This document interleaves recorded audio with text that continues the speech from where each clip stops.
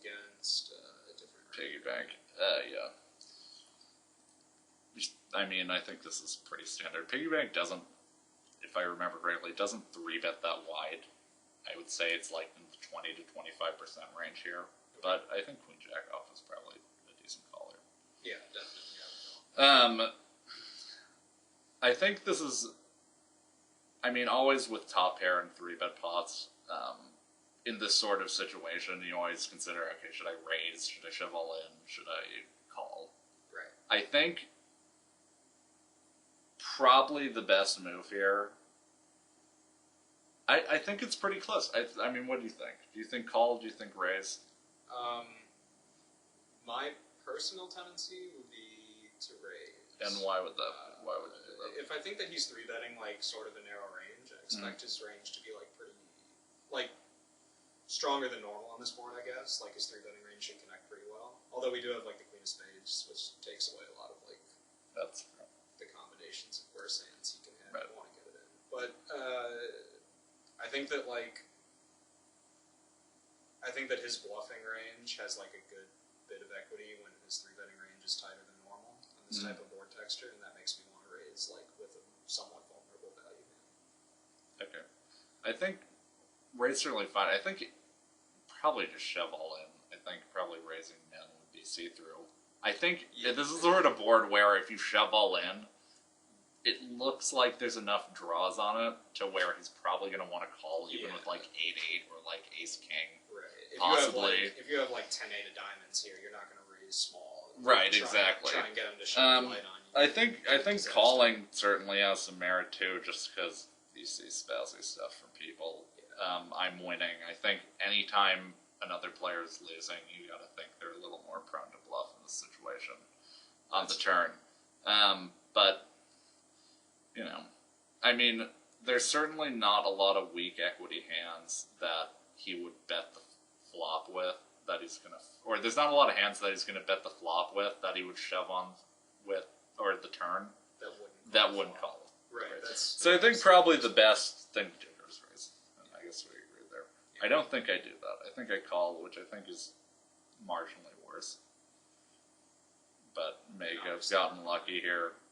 Yeah. So So that kind of surprised me. I wouldn't expect in this situation. Like, I don't think his play is bad by any. Well, I don't think it's that good. It's not horrible. Like, this is a hand that is going to have pretty good equity against a lot of hands that I'm going to call the turn with. Right. It's reasonable to think that I could have floated here. It's reasonable to think that he gets a fold from a lower, well, I guess lower pair shoves. You know, it's not that likable. The only reason I don't think it's that bad is because the equity is good, and anytime the equity is good, and you have like pot behind, it's like, or it's, you know, the equity is decent here. But there's really not that many hands in my range that I'm going to call the flop with and fold on the turn. Like, there's probably not a lot of low pairs. Probably shove those. So you're basically just banking on me having some sort of 9. Yeah. Which just doesn't seem. Not even fold. A 9 might not even fold. Like, if there's low pairs in my range, or I'm just playing, like, so loose. I mean, certainly I don't think he expects you to have, like, pocket 7s or anything, given what happened pre. So. Right. So, yeah, I think his play is pretty questionable here. But, yeah.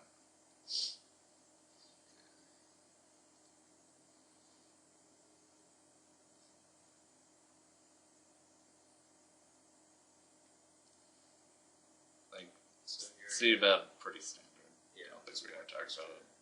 I turn a double gut, so I think this is certainly a turn where you're betting again. So I imagine this is a spot where you're thinking about firing 3 straights. I think you basically have to. There's just too much. Well, I mean, there's certainly some rivers like a jack or maybe a 10 where I wouldn't feel that good about it. Do you expect this type of guy to check raise an ace on the flop, like a weak ace? I would say, what I remember, I'd say I give it some weight, but I'd expect that he would not check raise an ace in this spot. Maybe he would. But I don't remember him that well. I remember he's not like a crazy player. He's tight and solid. The thing is, like, on a lot of runouts, you can almost expect, well, I guess we can just move on to the river. I think this is pretty standard. He would 8-out draw bet the turn. You're not going to get that many folds here, but he's going to have a very wide calling range on the turn. Yeah. And I do really like overbetting. I think maybe if you want to talk about I think with the times when I overbet is when my opponent's range is capped, and then I have a wide range of nut hands. Yeah. I think, and in the spot where you're expected to get to the river with a lot of air, I think overbetting's the optimal thing to do. Yeah. So I mean, you always have the risk of, you always have to weigh how you think your opponent's going to read into what you're betting. But I think just looking from a theoretical standpoint, that overbetting here is the best play. I would expect a lot of folds here.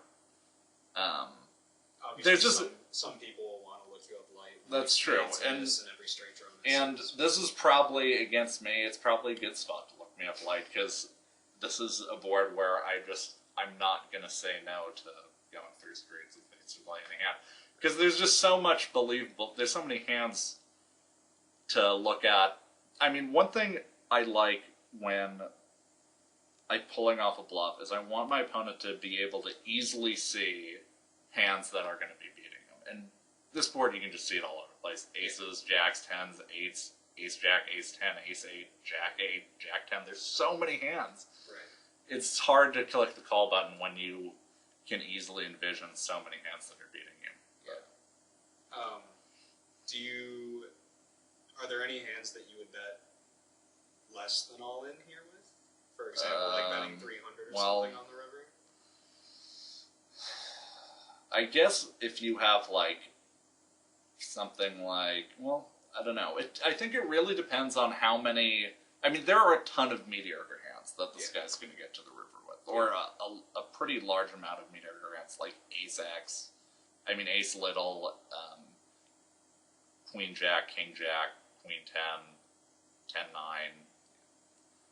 A lot of different hands here, 9 8. When there's that many moderate hands and you have enough air in your range, I think generally there's probably not a lot of hands that I'm going to get to the river with.